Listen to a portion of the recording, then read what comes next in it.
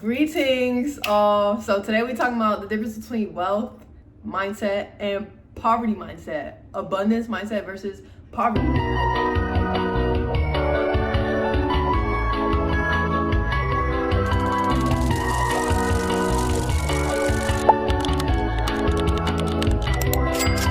So first and foremost, I got my etymology dictionary right here. Etymology over definitions, okay? Because definitions are like how words evolve over time and how we use them. But etymology is the root word, what these root words actually mean. So the etymology of poverty comes from the word pauper, which means poor, provided with little. Poor and provided with little. Okay, we go to the etymology of wealth, prosperity, well, and welfare. So the etymology of abundance comes from the word abound, which means to overflow, a wave. So a wave of abundance, a rush of energy, right? So notice how these things are not talking about anything about money. They're not talking about anything about physical material matter.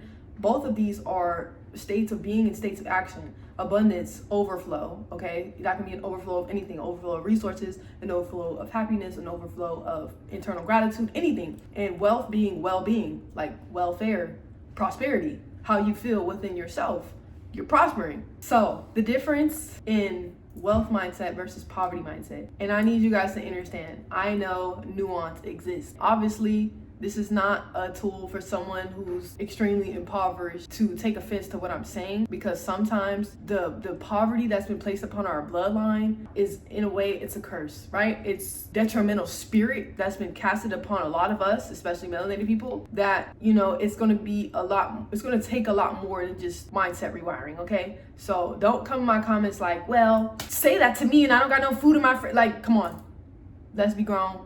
Don't do all that here. I'm talking to people who have opportunity to go out and make something for themselves. All right? If that's not you, don't be offended. This is just not the place for you. The difference between wealth mindset and poverty mindset is a choice. It's in your perspective and how you view things. You could be focusing on what you don't have, or you can focus on what you do have. It's a choice, right? It's either like you see the glasses half empty or you see the glasses half full. It's a choice. It's up to you and your perception. Now, you can give thanks for what you have, or you can dwell on the fact that you don't have more of what you want. But you're never going to get more of what you want by not being thankful and grateful for what you have already. If you're neglecting what's in front of you, if you're neglecting the cup that sits in front of you, your cup is never going to overflow with abundance, because you're not even giving thanks for the fact that it's even just a little bit full. Some people don't got nothing in their cup. Some people don't have a cup at all, but you sitting over here complaining because you got half a cup and it's not all the way full, and you want 10 cups full, but you're not even drinking what's in your cup already, so it's going to waste. You understand? You understand? Like, that's the difference between poverty mindset and wealth mindset. It's a choice. It don't matter how much you have, but it's how much it fulfills you. I just read to y'all the etymological definitions of both wealth, or all three: wealth, abundance, and poverty. So it's all within your perception. You can say, I have a little bit of money, but you eat every single day. You got somewhere to lay your head every single day. You more than likely have enough to go out and buy food and do the things that you want and do leisure things. Otherwise, you wouldn't be sitting here on this phone watching a video on YouTube, which some people can't do. So it's kind of like victim mentality. You're neglecting your current circumstances, but you cannot sustain what you don't maintain. So it's like a wealth container, right? You have a container of wealth. I'm trying to stay within the sun, so excuse all the moving. You have a container of wealth. And this container of wealth is your ability to receive whatever you can hold, right? But if you perceive yourself to have, quote unquote, a little bit, and this little bit, by your definition, is not enough for you, but you don't utilize it at all, and it kind of just goes to waste. Like, let me articulate what I'm saying better. You're asking for a bigger house, but you don't keep the current little one that you have clean. You're asking for a new car, but you don't take care of the one that you already driving around. You asking for abundance of money, but your spending habits are terrible. So that's what I mean. You cannot sustain what you're not maintaining. So if you're not even maintaining the little that you do have, what makes you think that you'll be able to sustain an abundance of whatever you want? It's not realistic. It's not logical. And that's exactly why you're not vibrating or attracting the experience of obtaining wealth and true bliss and abundance. Because when you're focusing on what you don't have, you're creating more of that. You're creating more lack. Because your attention is your energy. Your attention is your greatest currency. That's the true currency. It's not money. It's not none of that. It's your attention. It's your energy. your perception, your focal awareness. So if your focal awareness is always pointing to the fact of what you don't have, that's what you're shining light upon. And that's what you're telling your subconscious mind to go find more of.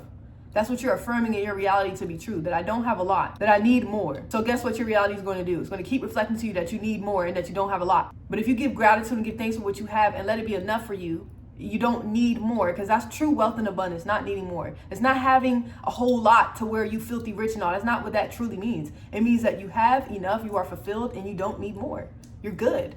You're fulfilled. You have enough. Your cup runneth over. Literally, the etymology of abundance means to overflow. So you have a cup, and the cup is overflowing because it's just so full. You have enough to keep drinking continuously and never run out.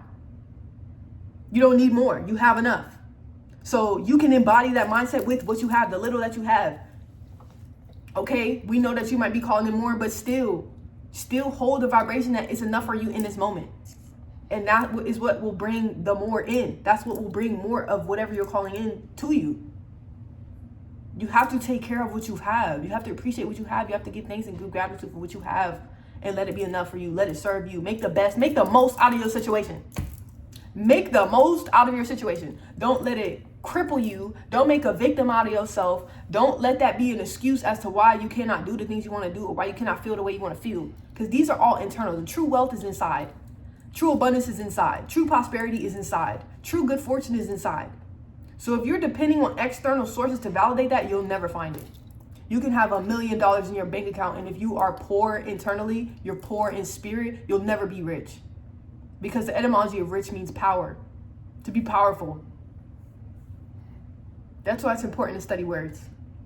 Because you think they mean one thing and you're operating like they mean is one thing, but they really don't. They have nothing to do with material matter at all. They have nothing to do with physical wealth at all. At all. It has nothing to do with financial resources at all. It has nothing to do with that. They're all internal experiences. And the moment that you start operating like that and start creating and internalizing your internal wealth, your internal abundance, your internal resources, your internal fortune, your internal riches, then reality will reflect that. But when you focus on the external, that's poverty, that's lack, that's scarcity. Oh, I don't have this. I wish I had this. I need more of this. Okay? Your subconscious mind is a supercomputer. So you just keep saying those things out loud. Those are affirmations. You're affirming to yourself that you're poor. You're affirming to yourself that you're broke. You're affirming to yourself that you can't afford certain things. Stop speaking like that. Change your language. Change your mindset. It has nothing to do with how much money you have. It has nothing to do with how much money you have. The money is a reflection of your internal wealth. Do you understand that? The amount of money in your bank account is a reflection of your internal wealth. So cultivate the internal wealth and the rest will follow. But if you keep focusing on the external, you'll always be in lack. You'll always go without. You'll never have enough. You'll never have enough. You'll want more and more and more and more and more and more and more. Because if there's a hole inside of your spirit internally, nothing can fill that. Nothing externally can fill that. No, all the cars in the world, all the money in the world, all your desires coming true, nothing can fulfill that. That's an internal thing. That's what we came here on earth to do. That's what life is about. Fulfilling our mind, body, and soul, our mind, body, spirit, our Merkaba. Empowering our lightship with our divine knowing of ourselves. When you know thyself, that's your wealth. Know who you are, study who you are. And when you know who you are, you're able to fulfill yourself. You're able to sustain yourself. You're able to take care of yourself because you realize that you actually don't need enough. And if you're sitting here thinking that you need all these external things, you don't know yourself. Word is bond. If you think you need all these external things to be happy and fulfill yourself and be rich and famous and all that, whatever, you don't know yourself. Because if you truly know yourself, you know that you don't need enough. It could be as simple as a favorite dish of yours, your favorite food, which cost like $12 to make. A song that you like. Certain habits that you need to do, like you know that you need to have a certain amount of time with yourself, otherwise you're gonna be irritated. You know that you need to spend some time in nature in order to be grounded. You need to have some time with friends in order to feel comfortable. When you know yourself, that wealth will find you. You create it because you know what makes you feel good. You know what makes you feel fulfilled. You know what makes you feel internally at ease and internally at peace. But when you seek it externally, you'll always be without because the wealth is not out there. It's inside of you. The wealth is not out there, it's inside of you. So the difference between wealth mindset and poverty mindset is thinking that money, riches, opportunity, fame, fortune comes from out there instead of coming from within. And all successful, great people who've done great things, entrepreneurs, successful millionaires and all that, they found their internal true wealth first and they expressed it and it materialized on the external. And if you don't believe what I'm saying, go ahead and read Napoleon Hill's book, Think and Grow Rich. Because he studied them, he talked to them. He talked to some of the most successful men of America, like Andrew Carnegie. Just learn, study yourself, know thyself, and the wealth creates itself. Ciao. Great build. Yeah.